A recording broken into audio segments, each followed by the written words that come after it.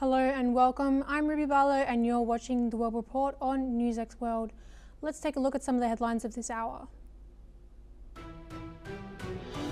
Iran offers to help facilitate dialogue between Afghanistan and Pakistan after Islamabad declares open war on the Taliban and launches airstrikes on Kabul following border clashes. Foreign Minister Abbas Araghchi says Tehran stands ready to assist talks to reduce tensions and promote cooperation between the two neighbours. Hillary Clinton tells a congressional panel that she has no knowledge of Jeffrey Epstein's crimes and calls for President Donald Trump to testify under oath about his past association with the financier. She testifies behind closed doors as Bill Clinton prepares to appear after both agree to comply with a subpoena from the Epstein investigation, while all deny wrongdoing. The United States and Iran make progress in talks over Tehran's nuclear program, Oman says, but end of hours of negotiations without a breakthrough amid a massive US military buildup and threat of possible strikes. Mediator Oman confirms both sides will resume discussions after capital-level consultations, with technical talks set for next week in Vienna, following meetings in Switzerland. Ukrainian and US officials meet in Geneva for post-war reconstruction talks despite a deadlock with Russia, as Kyiv seeks to finalize key settlement details at a trilateral meeting next month. Top negotiator Rustem Umerov says participants speak with President Volodymyr Zelensky after the session, which follows a night of Russian attacks on Ukrainian infrastructure. Netflix says it will not raise its takeover offer for Warner Bros. Discovery, immediately ceding the media giant to a rival bid from Paramount Skydance. The streaming company says the deal is no longer financially attractive after Warner Bros. Discovery's board declares Paramount Skydance's proposal superior under its existing merger terms. A US official says at least 2 Americans are on a speedboat fired upon by Cuba's Coast Guard, leaving 1 dead and another injured off the island's northern coast. 4 people are killed and 11 wounded in Wednesday's incident, with officials saying others on board include a US K-1 visa holder and possible legal permanent residents. Denmark will hold a parliamentary election on March 24th, Prime Minister Mette Frederiksen announces, amid a surge in support over her stance against US pressure on Greenland. Frederiksen has rallied European leaders against President Donald Trump's renewed interest in annexing the Arctic island, with polls suggesting the dispute boosts her popularity despite domestic cost of living concerns. Britain's ruling Labour Party loses a key Manchester by-election to the left-wing Greens, with official results dealing a fresh blow to Prime Minister Keir Starmer. Green candidate Hannah Spencer wins in Gorton and Denton with nearly 15,000 votes, as Labour falls to 3rd place behind Reform UK in one of its traditional strongholds. And now to a breaking story. The Russian Foreign Ministry has stated that it will consider providing mediation to Afghanistan and Pakistan following the recent escalation of clashes between the two countries. The Chinese Foreign Ministry has also expressed concern over the clashes. Spokeswoman Mao Ning has called for both sides to remain calm and exercise restraint. China has urged the two sides to achieve a ceasefire as soon as possible and avoid further bloodshed. Meanwhile, Pakistan's foreign ministry has stated that terrorist attacks in Pakistan have increased after the Taliban takeover of Afghanistan, more so in the last 12 to 18 months. This comes as tensions between Afghanistan and Pakistan have escalated dramatically, with both countries engaged in a series of violent clashes along their shared border. The Taliban government in Afghanistan claims it has captured 15 Pakistani military outposts, launching a wide-range retaliatory offensive in response to Delhi airstrikes. Afghan officials say they have killed multiple Pakistani soldiers and captured several others during the strikes. And now joining us live, we have retired Major General Gigi Dwivedi, war veteran and Professor of International Relations and Strategic Studies, joining us from New Delhi. Now, Professor, how does a military stack-up between Afghanistan and Pakistan compare? What can we expect to see out of this war? Thank you, Ruby. We need to go little back into the background. When Taliban came to power in 2021, Pakistan was under the assumption that the new regime will be favorable to Pakistan and in fact will toe the Pakistan line. And that has not happened. And that's why since almost last about 2 years, there have been tension on the border, and Afghanistan and Pakistan share a border of about over 2,600 kilometers. There is a Durand line which Afghanistan not accepted. Now, in the recent clashes happened sometime in mid-February in Pakistan.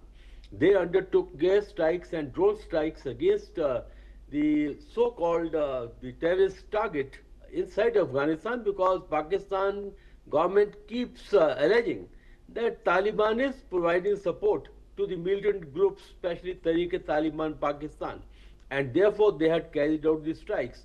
And Afghanistan forces, they have retaliated, and only yesterday night they have undertaken number of attacks along the border on the Pakistan border post and caused heavy casualties.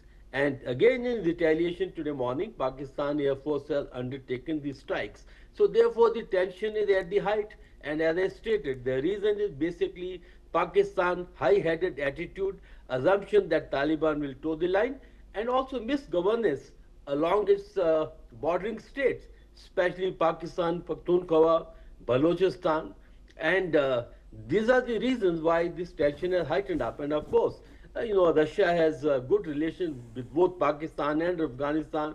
They have offered to mediate. Even Chinese, they have a good relation with Afghanistan and Pakistan both, and they have also called for mediation. But as far as my assumption or my perception, that this is not going to die down anytime soon, because there are major differences between Taliban government and Pakistan, not only related to the border issues, but also they have issues regarding the support to the various militant groups, which both sides make allegations, and more than that, their ideologies are different and their national interests are also clashing with each other. Ruby. Now, Major General, to our next question, can you explain to our viewers what interests Russia has in the region in providing an offer or considering to provide an offer for mediation? Iran has also provided an offer for mediation. So what do these global interests have in the region? Well, Russia has a definitely deep-rooted strategic interest. First and foremost, Russia was in Afghanistan until they were booted out by the Americans and by the Pakistani help provided to Taliban. But they like to keep the influence in the region.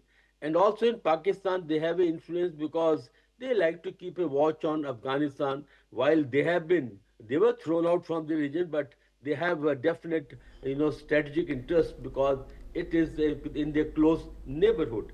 As far as China is concerned, China, Pakistan have very deep-rooted relations.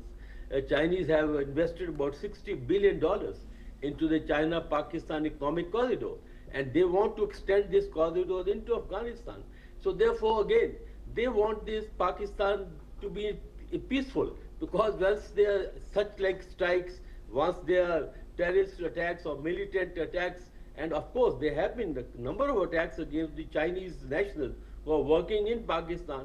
So therefore, this region, it's in Chinese interest that this region is stable and peaceful, because otherwise their huge investment in China-Pakistan economic corridor actually will almost end up in a major disaster, and that is their signature project. So therefore, both Chinese and Pakistanis have the interest, and even Iranians have pitched in, because after all, Afghanistan is a Iranian neighbor, and they have differences with Pakistan, of course, but they like that this region remains, under some stable condition, and this tension is managed, because tension in this region does not suit either Iran or Chinese or Russians. Ruby.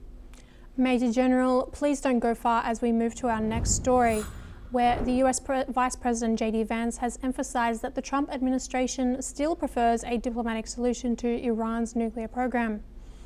In an interview, Vance stated that the outcome depends on Iran's actions and statements. While advocating for diplomacy, Vance cautioned against repeating past mistakes in military engagements in the Middle East, though he acknowledged the need to be prepared for military action if necessary. Vance also reaffirmed his skepticism of foreign military interventions. The US had previously hinted at the use of force against Iran, hoping Tehran would return to negotiations and agree to a fair deal. Recently, the Pentagon deployed significant military forces to the region, including 2 aircraft carrier strike groups. On February 19th, the US gave Iran a 15-day deadline to reach an agreement. Talks in Geneva have reportedly made progress, with further discussions scheduled to begin in Vienna on March the 2nd. And joining us again, we have retired Major General Gigi Dwivedi, who is a war veteran and Professor of International Relations and Strategic Studies out of New Delhi. Major General, Vance has said that he would prefer not to repeat the mistakes of the past, but we're seeing a massive build-up of military power from the United States in the region. Are we perhaps seeing a tussle behind the scenes between hawkish and non-interventionist actors in the administration? Or is this perhaps a negotiation tactic against the Iranians? Well, Ruby, it is both, because diplomacy and military options go hand in hand simultaneously. Well, currently the tensions are high, obviously, because the major issue is the Iranian nuclear capability or Iranian nuclear issue, which is a very serious, I would say, security implications, both for America and also for the region, especially for Israelis. And last June, because of this nuclear issue or the assumption or the possibly concern that Iran could achieve nuclear capability in a matter of days, that both America and Israel, they launched major operation, which is a 12-day conflict, in which the operation was Rising Lion as far as the Israel were concerned, and Midnight Hammer as far as the Americans were concerned. So the point is that major issue is the Iran nuclear ambitions, and both America, Israel and other countries in the region, they don't want this because this will disturb the strategic balance. Now these talks are going on at the same time. America has built a very large force. 2 carrier groups are deployed there, and which is a very huge capability on demonstration. So as you rightly said, that both things are going on simultaneously as far as the talks are concerned. The 3rd round was in Geneva, and the next will continue to be in Vienna. And at the same time, while they're talking, but there have been no breakthrough. So President Trump has made it very clear that in case there is no nuclear deal, then military option is very much on the table. So this is how I read the situation, and this is how this situation is panning out, that in case there is no agreement on nuclear deal, then perhaps to force Iranians to come to negotiation, there could be a military option. Ruby. Major General, please don't go far as we move to our next update in this story, where, according to reports, US President Donald Trump's claim that Iran will soon have missiles capable of hitting the United States is not supported by US intelligence. Despite Trump's warning in his State of the Union address, reports from the Defense Intelligence Agency suggest Iran won't have a militarily viable intercontinental ballistic missile until at least 2035.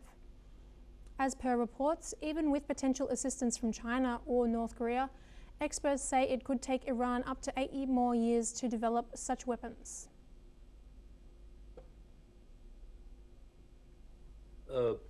Joining us again, we have retired Major General Gigi Dwivedi, who is a war veteran and Professor of International Relations and Strategic Studies, joining us from New Delhi. Now, Major General, why would Trump be saying such statements that are not supported by intelligence? Does this, the GPS jamming of GPS signals and the different statements coming out of different parts of the administration, such as from Vance, do these complicate the nuclear negotiations? Yes, definitely, to some extent they would complicate, But President Trump is known to make statements which are not validated, or he also does ex tempo. Certain statements are made ex tempo which are not actually, uh, I would say, validate the ground situation. The American Defense Intelligence Agency right now, the Iranians don't have the capability of intercontinental ballistic missile because they're missiles which are of the Fateh series or the Khyber series. They are only in medium range missiles. Mean their range is about 2 to 3,000 kilometers. And but I am not quite in sync with the timelines because I served as defense attaché in North Korea and China. So with their support, the timelines what they're looking at 18 to 20 years could be telescoped because after all, even during Operation Sindhu, that was the face-off between India and Pakistan in last May, the Chinese flew in the PL-15 missile overnight. So the point I'm trying to make is that right now, while the Iranians don't have the capability of intercontinental ballistic missiles, but with the North Korean help or with the Chinese help, this timing could be telescoped, may not be as far-fetched as 18 to 20 years. This could be much closer. But the point is, right at the moment, while Iranians have an arsenal of almost 3,000 missiles, but their missile capability is limited in range with the maximum about 4,000 odd kilometers, which is well outside the range of American geographic region from Iran. Ruby. Major General Gigi Dwivedi, thank you so much for joining us today in the studio. Now moving to our next story, Venezuela's interim leader Delcy Rodriguez has urged US President Donald Trump to end the blockade and sanctions targeting her country, describing the two nations as friends and signaling a shift towards cooperation after the US capture and removal of Nicolas Maduro. Rodriguez made the appeal in a speech broadcast on state television on February 27th, calling for an immediate end to what she called punitive measures such as the December blockade of sanctioned oil vessels. The move comes as Rodriguez has worked closely with Washington since taking power, repealing sanctions and passing an amnesty law to accelerate a diplomatic thaw. The US Treasury has already eased a long-standing oil embargo and issued licenses to some multinationals to operate in the Venezuelan oil sector. In his latest State of the Union address, Trump said the United States received more than 80 million barrels of Venezuelan oil, highlighting a growing energy partnership. Listen in. Presidente Trump, como amigo, como socio, que estamos abriendo una nueva agenda de cooperación con los Estados Unidos, cese ya a las sanciones y cese al bloqueo contra nuestra patria, porque ese bloqueo también es contra la juventud.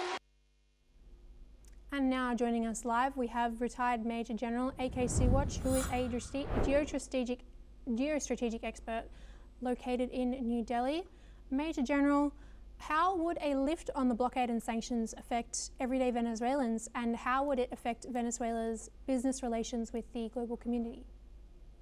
One must understand Venezuela is an oil-rich country. In fact, they have the maximum reserve in the world, 303 billion barrel. And the second one comes Saudi, which is about 267 billion barrel. So as far as the oil is concerned, that was the point where USA wanted to always have a control on Venezuela. And since it is the Western Hemisphere, the control has to be absolute.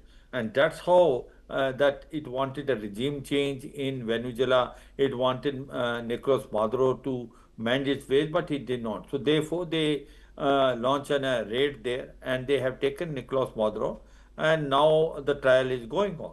And now the Delcy Rodriguez is the acting president, and Delcy Rodriguez now has to toe the line which American want. What does the American want? The American want to control the complete oil fields of Venezuela, and that's what it now. 80 million barrel is coming from Venezuela to US, and then it will be refined there, and then it will be sold. Now, so the lucrative thing as far as Venezuela is concerned is the oil, and the US want to totally control it. It has also put embargo on Venezuela that it cannot sell its oil directly. And that is where it was going to Cuba, it was going to Mexico, and it was going to other countries that has been stopped completely, and there is embargo. So the economy of Venezuela is suffering. After this embargo has been put, you find the inflation has increased in Venezuela, unemployment was already there, and therefore, what acting President Delcy Rodriguez is requesting the US to lift those sanctions. Whether the US will agree or not, the time will only tell. But what does the US want? The US want complete control of the oil fields of Venezuela. It will like its own oil company to function there. It will then refine and sell it. This is the basic aim of US, total control of one oil field, and any trade and all will be going, it will be routed and it will be monitored by the US. It will not permit the Venezuela to sell oil to country like Cuba, Mexico, those countries, or Colombia, those countries which are not having good relationship with US. US want to have the regime change in those countries also, whether it is Cuba or Colombia, and also Mexico.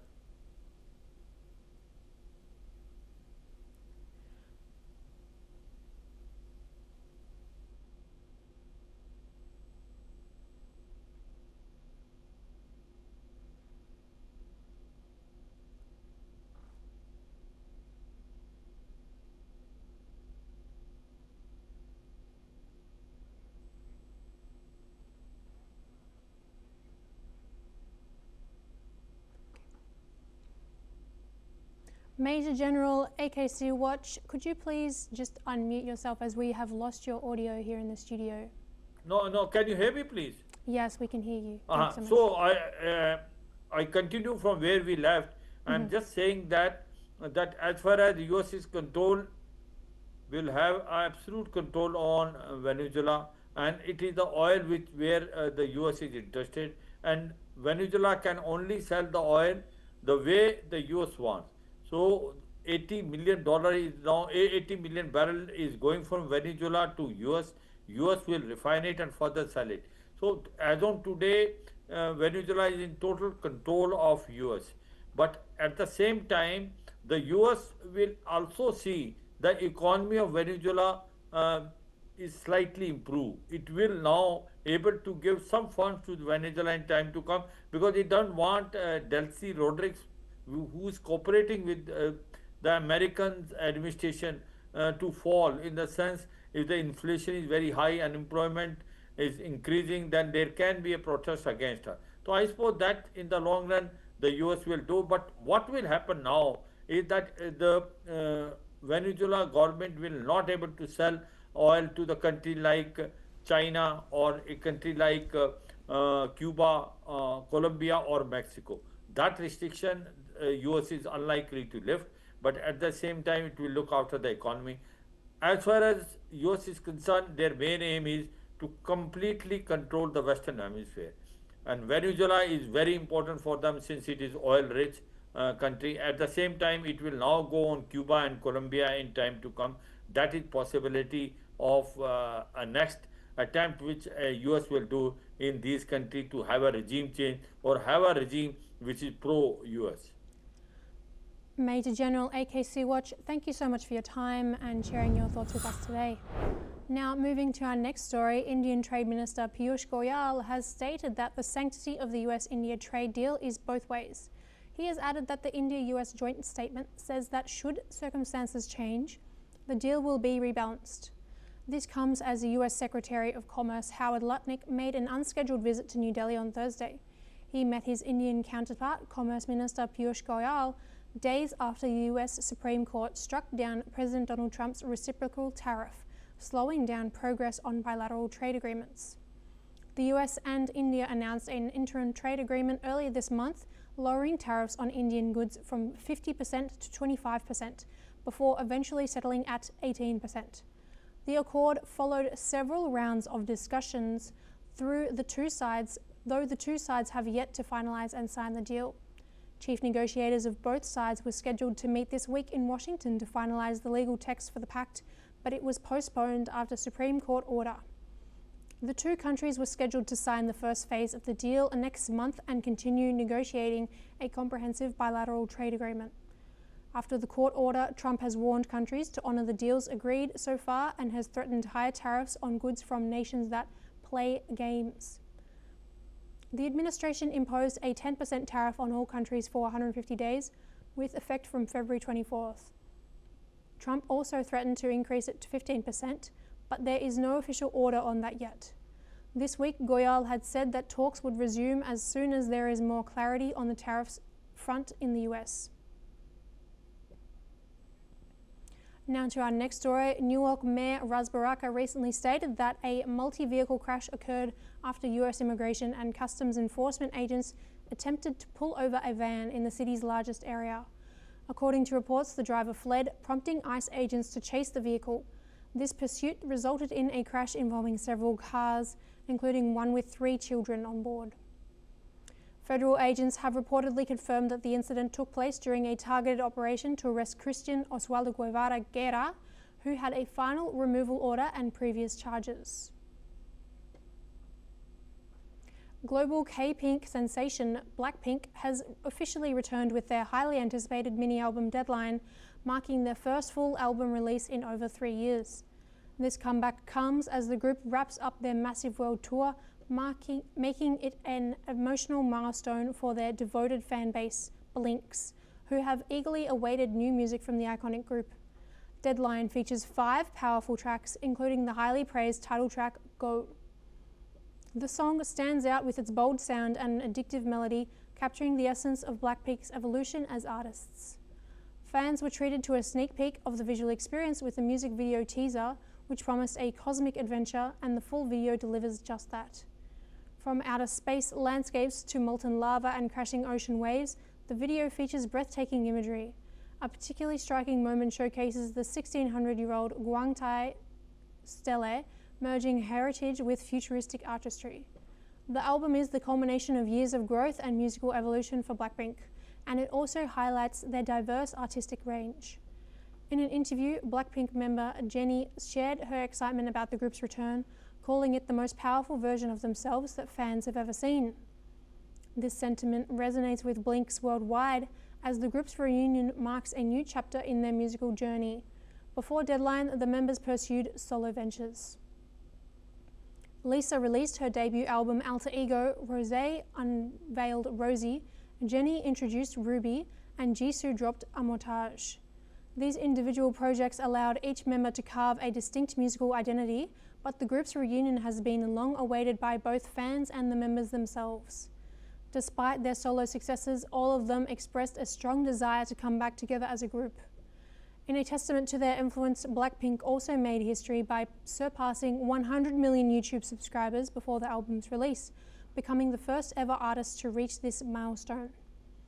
With Deadline, Blackpink proves they are not just a global K-pop phenomenon, but a dominant force in the international music scene, continuing to break records and push boundaries with every step they take. And that's all that we have time for. Keep watching NewsX World for more news updates from around the world.